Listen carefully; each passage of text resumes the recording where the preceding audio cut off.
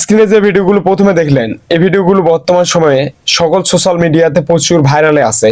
আপনিও চাইলে আপনার যে কোনো একটি ফটো দিয়ে খুব সহজে এই ভিডিওগুলো বানিয়ে নিতে পারেন।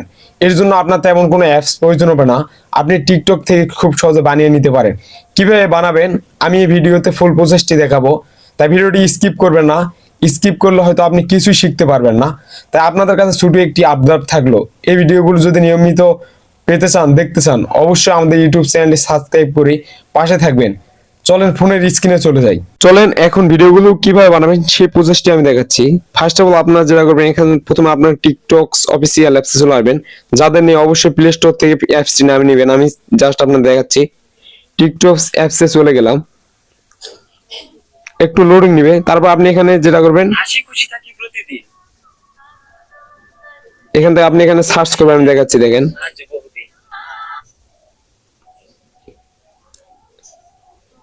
এখানে আপনি সার্চ করবেন যে টেক্সট লিখে আমি অবশ্যই দেখাচ্ছি, এস ইউ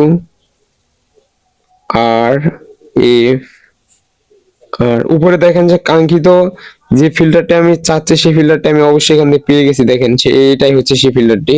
ওকে চাপ দিলাম।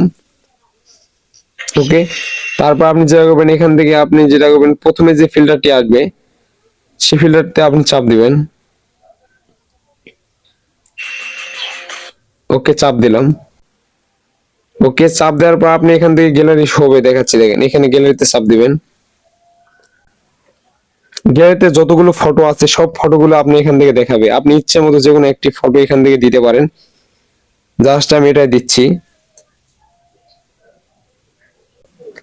আর কিছুক্ষণ অপেক্ষায় থাকবেন, 2-3 মিনিটের মতো, তাহলে ভিডিওটি তৈরি করে দিবে। যদি ভিডিওটি ভালো লাগে অবশ্যই চ্যানেলটি সাবস্ক্রাইব করে পাশে থাকবেন। ধন্যবাদ সবাইকে।